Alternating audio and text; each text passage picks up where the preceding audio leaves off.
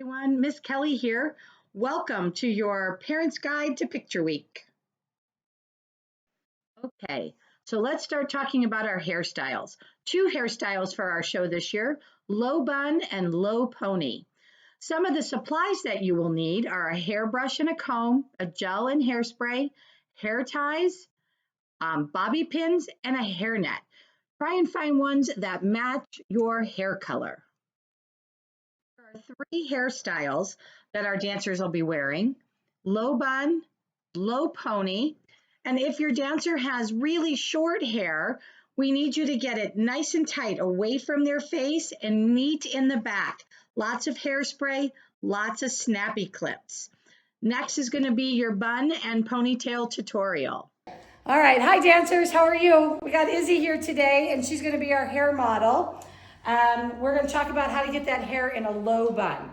So a couple of things, let's start with your hair well brushed out. Sometimes it's, if you have layers, doing it right after a shower or a bath when it's wet will help, because then it kind of helps you get all them layers into place. So you're gonna wanna brush it back, right? And get rid of all your parts and all of that stuff, right? And get it nice and smooth.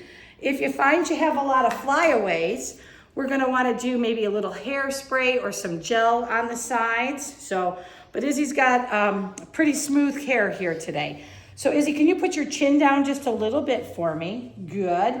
So we wanna get this low bun right at the nape of her neck. So we're gonna start there. And we've combed it into place. I'm gonna use a really good hair tie. Don't use those little terry cloth ones, they don't stay. And we wanna get this nice and tight. So a lot of times when we're just shopping or playing, we'll do one little loop or two little loops, but we really gotta go for it so that this stem is super tight. If your dancer has really thick hair, you may find you need to use two of them to make sure that this is really tight. If the base is wobbly, when we attach the bun to it and they start to wobble their head on stage, that hair's gonna fall out. Okay? So the next thing we're gonna do here, Izzy, can you put your chin down again for me, love? Beautiful. So I'm just gonna start twisting this ponytail. All right. Boom, boom, boom. I'm gonna keep twisting, and you're gonna notice that it's gonna start to twist up on itself. And we're just gonna keep twisting.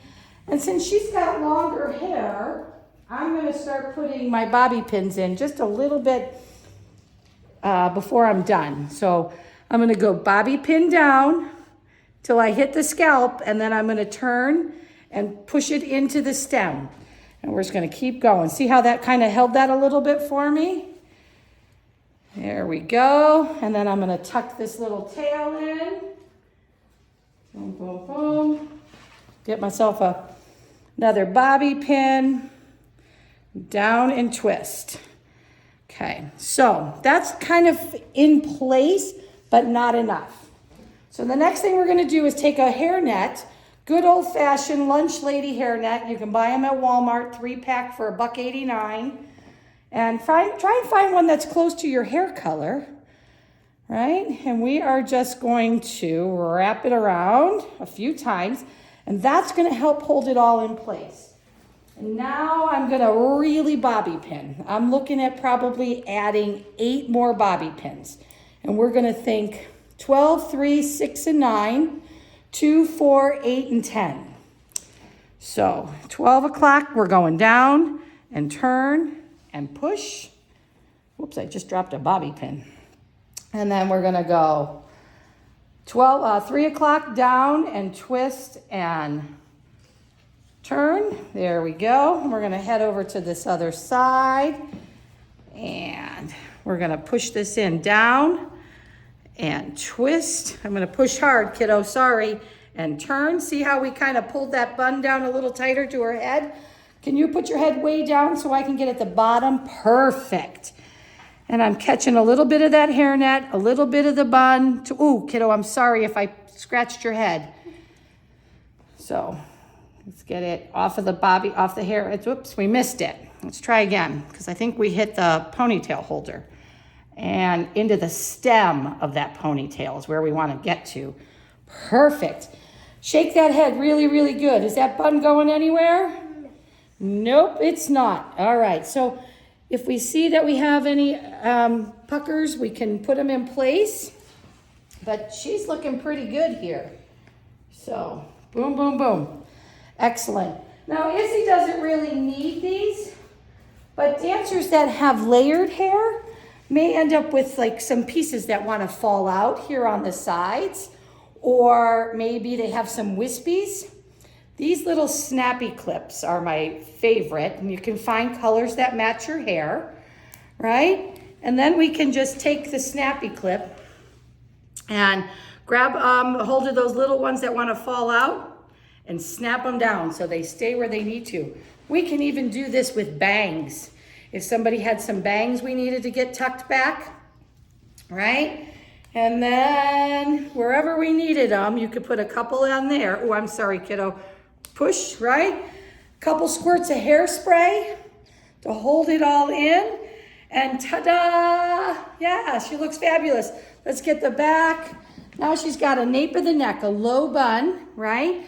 And what this will do is if she's got a costume change, we'll be able to pull this bun and go right to her pony, or take her pony and a teacher backstage can help her get right to her bun. So, all set. Wonderful, Izzy. Thanks for being a great model. Okay, on to makeup. Why does my dancer need makeup? We put makeup on dancers because the stage lights are really harsh and they have a tendency of washing out our dancers and their features. We want to make sure that they can be seen and that they sparkle on stage, just like their costumes.